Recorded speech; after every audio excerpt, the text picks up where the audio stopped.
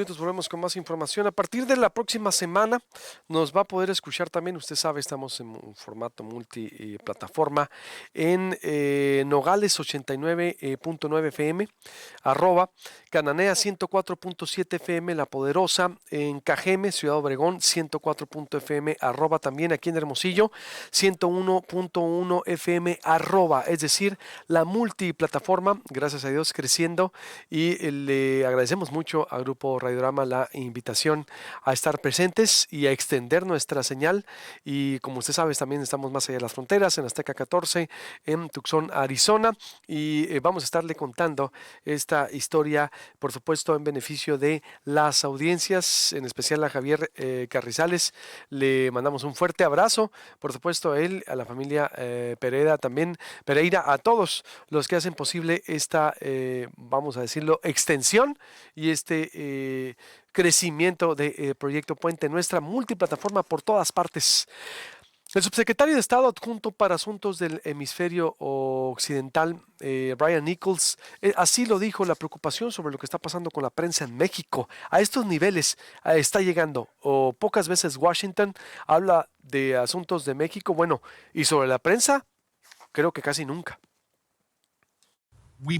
Creemos que el asesinato de periodistas y el asesinato a miembros de la sociedad civil es un problema tremendo y una mancha para todos nosotros. Debemos tomar acciones y proteger a estos importantes miembros de la sociedad mexicana. Es crucial para nosotros redoblar nuestros esfuerzos. Es vital y lo hablamos con nuestros colegas mexicanos todo el tiempo. Dolly Esteves desde Washington, ¿cómo ves esta situación aunado en esta tensión que hay de la supuesta guerra que quiere o que puede venir, y que creo que Washington ya lo está diciendo, los senadores, siempre el tema es Medio Oriente, siempre el tema es Rusia, la diplomacia, siempre los temas son otros, pero que ahora el asesinato de periodistas, lo que está pasando con la prensa, es nota? Dolly Esteves desde Washington, buenos días, bienvenida. ¿Qué tal? Buenos días. Pues mira, los frecuentes asesinatos de periodistas, la impunidad de esos crímenes y los ataques contra la prensa desde Palacio Nacional, sí definitivamente preocupan a Washington, donde en días recientes ha aumentado las voces de alerta de funcionarios y legisladores que exhortan al gobierno de López Obrador a mostrar un mayor esfuerzo en la protección de los periodistas y el combate a la impunidad. La semana pasada, como dices, el subsecretario de Estado para el Hemisferio Occidental del Departamento de Estado, Brian Nichols, pidió acciones para frenar el asesinato de periodistas y miembros de la sociedad civil mexicana. Dijo en un tuit en su cuenta: es una mancha para los que trabajamos en defensa y el apoyo a la libertad de prensa, un tremendo problema. Necesitamos demandar rendición de cuentas y acciones para proteger a estos importantes miembros de la sociedad. También la semana pasada, durante una audiencia en el Comité de Relaciones Exteriores, Nichols fue cuestionado sobre el tema de la violencia contra los periodistas en México y los ataques de López Obrador contra la prensa por el senador republicano de Texas, Ted Cruz. Y ahí es donde da esa respuesta del clip que acabas de transmitir.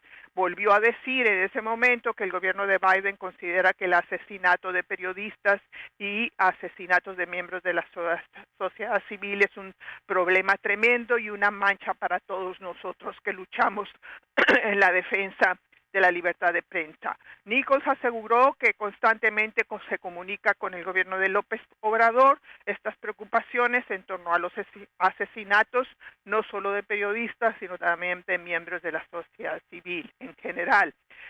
Cruz, un legislador, un senador republicano de Texas muy polémico, con una trayectoria bastante inconsistente y oscura, no obstante consideró que AMLO podría estar incurriendo en abuso de poder, lo que dijo socavaría el Estado de Derecho en México y pondría en peligro la relación bilateral. Asimismo, la semana antepasada, a finales de enero, los senadores Tim Kaine, que es un demócrata, y Marco Rubio, que es un republicano, escribieron una carta al secretario de Estado Antony Blinken, pidiéndole al gobierno de Joe Biden ayudar a México a desarrollar un plan integral para reducir la ola de violencia contra los periodistas mexicanos y que ha dejado 5 periodistas asesinados en 6 semanas de este año. En su carta, Kaine y Rubio advirtieron que la retórica del presidente López Obrador normaliza la hostilidad hacia la prensa y dificulta disminuir las agresiones contra los periodistas. Y citaron los asesinatos en ese momento no eran 5, eran 4, Lourdes Maldonado, Margarito Martínez, José Luis Gamboa y Roberto Toledo. Después vino el 5º asesinato después de la carta. Todos estos ocurrieron en enero pasado y los senadores lamentaron las recientes declaraciones de AMLO de que son muy pocos los comunicadores que cumplen con la labor de informar. Nos consterna que el presidente López Obrador continúe con su retórica belicosa, dijeron estos 2 senadores, Kaine y Rubio. Estos comentarios siguen un patrón común en el que López Obrador denigra constantemente a los periodistas por atreverse a criticar su administración. Kaine, cabe recordar, es el presidente del subcomité para el hemisferio occidental del Comité de Relaciones Exteriores del Senado, mientras que Rubio es el miembro republicano de mayor rango en dicho comité.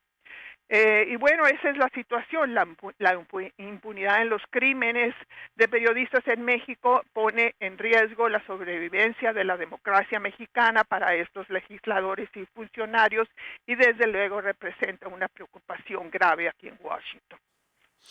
Pues es algo inédito, Dolia, ¿estamos de acuerdo? ¿Sí? No, no es inédito.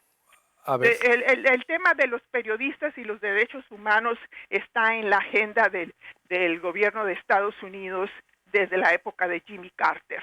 En ese momento, que estamos hablando de los 70, un presidente demócrata como fue Jimmy Carter incorporó el tema de los derechos humanos, de la libertad de prensa, de la sociedad civil a la agenda política de Estados Unidos oficial. Es más, se creó en aquel momento el Buró de Derechos Humanos del Departamento de Estado. Entonces no es inédito. Lo que pasa es que en los 4 años bajo Trump se abandonó esa agenda, Luis Alberto, por la sencilla razón de que Trump también estaba siempre atacando a la prensa y a los periodistas de su país, de aquí, de Estados Unidos.